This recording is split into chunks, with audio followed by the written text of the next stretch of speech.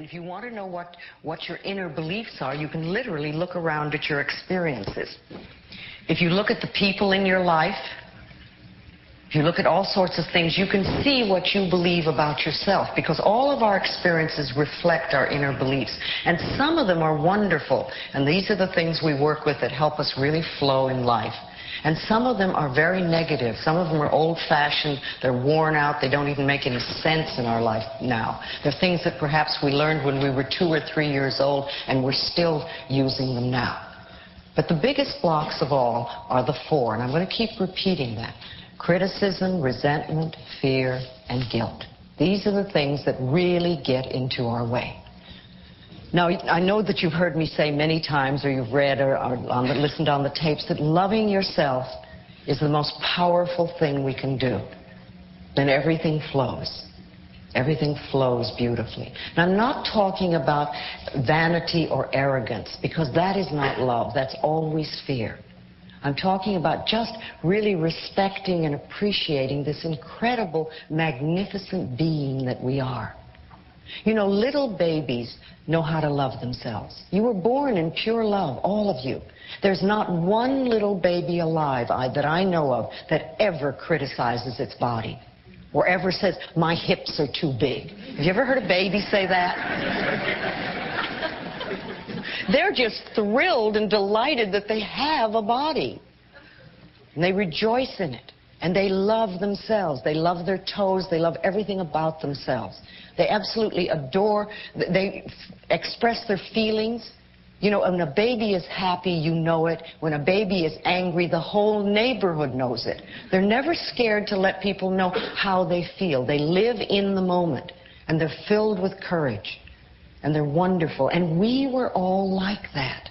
Got to remember that you were filled with courage and you were full of love and you adored yourself when you were very little. And then what happens is we start to grow up and we start to listen to people that were frightened or critical or resentful or guilty. And many of us grew up with people like that. You know, if you grew up in a family where there was criticism was the norm, then you're going to grow up to be a critical person. You're going to look at everything in life as with criticism. And you probably criticize yourself and other people. And you won't enjoy life nearly as much as you could. If you grew up in a family where you were not allowed to express anger, then either you're a person who is terrified of anger, or you swallow it down all the time and you let it sit in your body.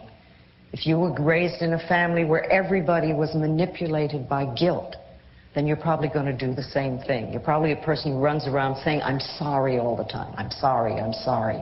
And you can never ask for anything outright because you always want to manipulate somebody. But these are old family patterns. And it's very easy to blame our parents, and it's very easy to blame our childhood or our environment. But the problem with that is that it keeps us stuck. We don't get to be free. We get to stay in our victim thing. And that's no good for anybody. Then we just get to keep having our problems. But remember, you're in charge now. Doesn't matter what your parents said. Doesn't matter what anybody else did. Doesn't matter what you learned. What really matters is what you are choosing to think and say now. Because you're the only person that thinks in your mind. And you choose your thoughts. Now, I can tell you lots and lots of wonderful things. But if you don't choose to listen to them, then they're not going to work at all. So you are always in charge, and you're creating your world and your life. Now, I've known that one of the most powerful affirmations you can use is, I love and approve of myself. I love and approve of myself. And when you first say that, it's amazing what can come up and come to the surface. Lots of times when we begin to say that, all the negative messages come to the surface. And it's marvelous because that gives us an opportunity to know what's been in the way. You see, if you don't hear your negative messages, you don't know what's in your way.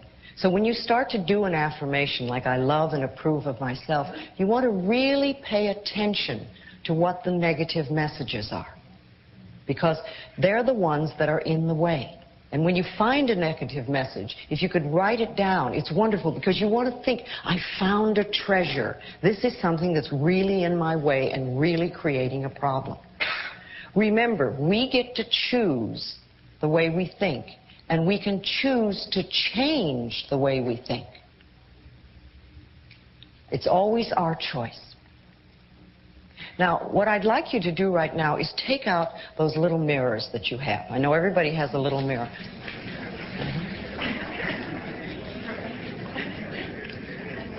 Okay, good. Now let's see if you can look in your eyes without primping. See if you can manage to do that. I want you to look in your eyes, and I want you to say, I love you. I love and approve of you exactly as you are. Okay, now just begin to notice what you're feeling. Don't judge it, just notice. What are the feelings that are coming up? Are they feelings of joy? Do you feel wonderful about yourself? Are they feelings of criticism or negativity? Don't judge them, just notice what's coming up. Acknowledge the negative message. Just acknowledge it, and you can always say, thank you for sharing. And realize that the negative messages that are coming up now are very much the things that are in the way of you loving yourself. Okay, what I want to do right now is let's do just a little bit of sharing. Okay, I want to know what sort of messages are coming up from you.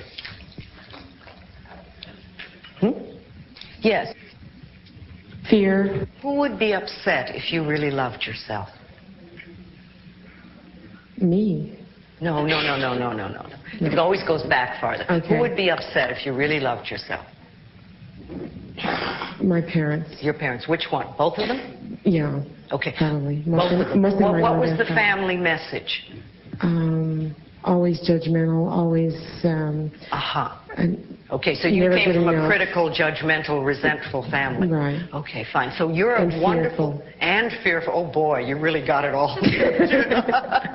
Okay, it just means that you have a little more to work on. You know, I really think that some of us are very young souls, and we come here, and it's like going to kindergarten. Life is really very simple.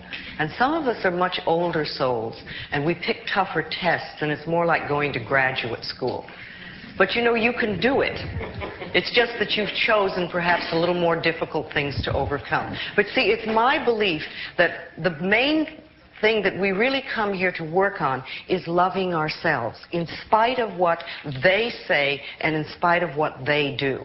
And that's what we really need to do. So, okay, you've got things, you've got judgment, you've got criticism, you've got fear, probably a little guilt in there too. Okay, then I like to always think of that we can go beyond our parents' limitations. You know, they had a limited way of looking at life, and you were a very good little child, so you learned what they taught you. See, a lot of us think that we're bad and we're not good enough and we're no good, but actually we're ideal, wonderful, loving little children, and we learn exactly what our parents teach us. Not always what they tell us to do, but we learn from them.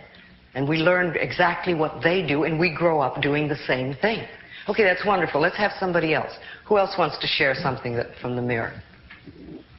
Yes, over here.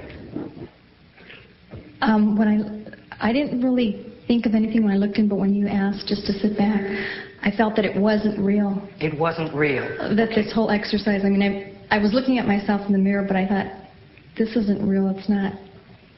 It's just a pretend exercise. I just felt like it wasn't real. Okay. Yes. Is it the first time you've ever done that?